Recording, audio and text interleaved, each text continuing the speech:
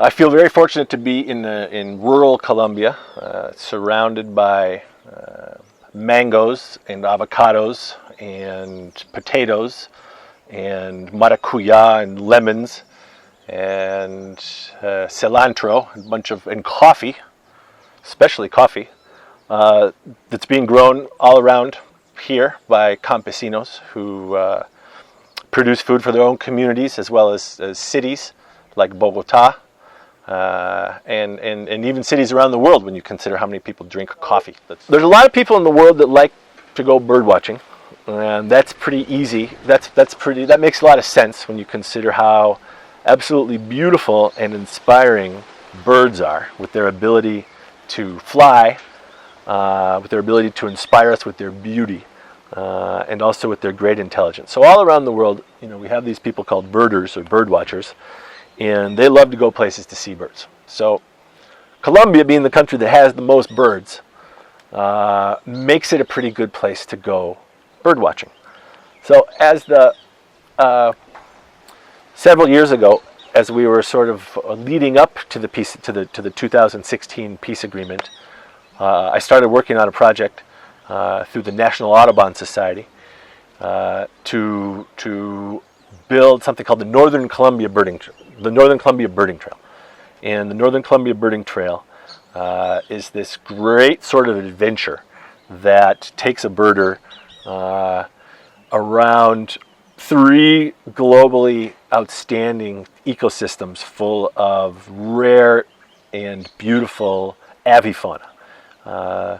So in developing this project, I had the opportunity to work with communities in the Guajira Peninsula, in the Department of Magdalena, and in the Department of Cesar, and the town of the town of Valledupar, which is the home of Vallenato.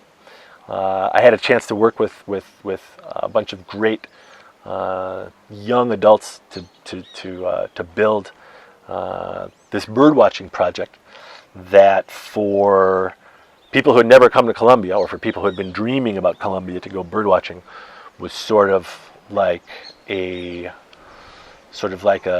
pretty sweet thing to be able to experience. So, working on this project really, I would say, sort of changed my life, and it was something that sort of set off, or not necessarily set off, but it was something that was important at getting this whole movement around birdwatching as a tool for conservation and sustainable development underway as a viable thing in Colombia. So I'll always be grateful for the opportunity to have worked on that project. There's lots of interesting information out there about it. There's a tremendous film called The Birders. What motivated me to start writing, and why are environmental journalism and creative activism important? Well, I had a great professor named Jeff Langholtz once, who did a study all about figuring out what makes the most effective conservationists. And he interviewed important conservationists from all over the world.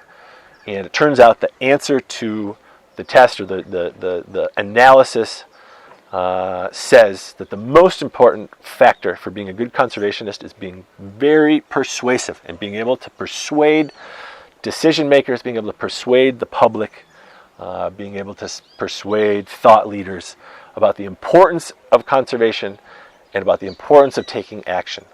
So after almost 20 years of working for some of the world's largest conservation organizations, the Nature Conservancy, the National Audubon Society, WWF, Conservation International, I've been very lucky to work in conservation and learn a lot about it. And at this point, what I'm the most excited about is writing and telling stories, and sharing the stories of other people who are maybe not well known, but who are extraordinary in their own right, and have extraordinary lives, and are doing extraordinary things, and have extraordinary challenges. And I love telling their stories, really. That sort of motivates me, I would say, in a way that is new. So that'll do it. How would I define conservation, and what made me want to become a conservationist? Well, I would say that conservation is protecting nature for current and future generations. Or, another way to think about that is that conservation is making the case for life on Earth, right? So there's a lot of ways and then another thing is that conservation is something that is very interdisciplinary. So it requires everything from science to developing strategies, to working with governments, to working with communities, to working with companies, to developing great, inspiring messages and communication about its importance. And then finally, it requires some pretty serious finance and operations if you're going to do it at a large scale. Otherwise, there's lots of different scales and sort of intermediate approaches that maybe don't require such tremendous resources. But after working for a long time for international conservation organizations, I can say that working at scale is not cheap. So I could speak for 17 hours about this subject, why I love Colombia so much. But to boil it down and to not go on all day, I'd say there's sort of two things. One is that there's really no other place like it anywhere.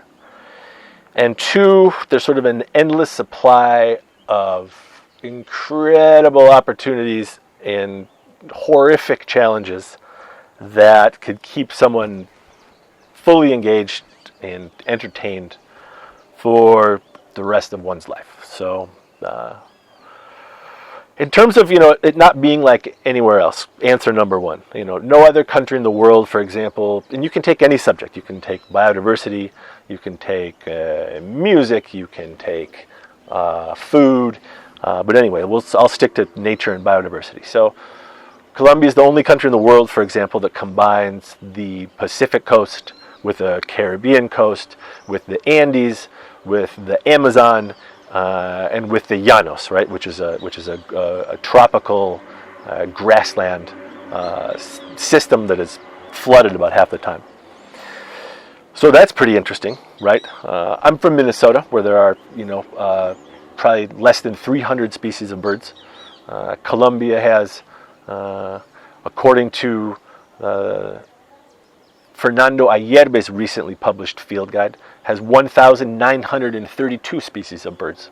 So imagine that. That's 20% of all of the birds. If you're a person who likes birds, Colombia is sort of the Shangri-La. And then in terms of the endless supply of challenges and opportunities, the one that is sort of the most on my mind now, and on many people's mind, I would say, is that in 2016, the government signed, in 2016, after 50 years of armed conflict, the government signed a peace agreement with the FARC, and we're able to significantly reduce some extraordinary levels of violence that have been associated with the conflict. And over the last, I would say, decade or so, Colombia has transitioned from being a country largely engulfed by war to being a country in peace, and now struggling to implement a peace agreement. So that makes it pretty interesting as well to live here and to live that experience.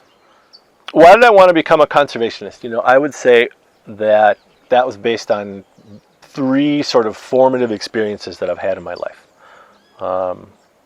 The first is that from an early age, I did a lot of canoeing in both Minnesota as well as Canada. And during the summers, I would go on long canoe trips.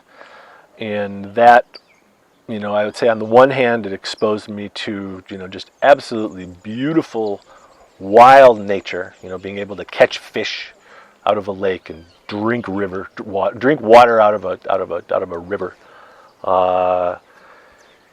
And then at the same time, it was also hard. It's hard to paddle into in a headwind portage through mud or muskeg with a canoe on top of your head, especially when you're a little kid, and you could be home playing video games. So I would say that that's one thing. The second big formative experience I would say would be being a Peace Corps volunteer and living for a number of years in Bolivia. That's something that also that's where I really, for the first time in my life, had sort of an epiphany about the extent to which tropical biodiversity is threatened and how great the opportunities are to protect it. I'll give you an example. The very first time I went to a national park in South America, I visited a place called Amboró National Park. And when I visited the park, and this is a park that's the size of the state of Connecticut, has 900 bird species.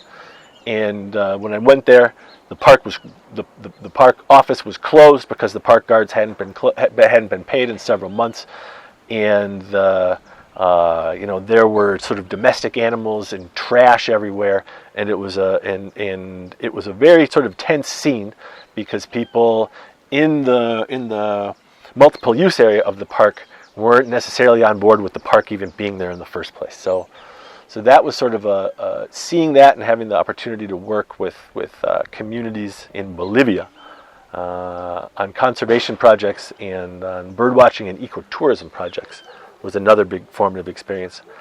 And then last but not least, I'd say the experience that I had that really sort of solidified this sort of love for Colombia is that I had a chance to study abroad and do an extra year of graduate school in Colombia, studying at two great universities, the University of the Andes and the National University, or Los Andes y La Nacho. And that was such a great year, I would say, that came along with any number of sort of fantastic and ridiculous experiences. It was a year that just sort of solidified in me sort of forever this deep love for Colombia.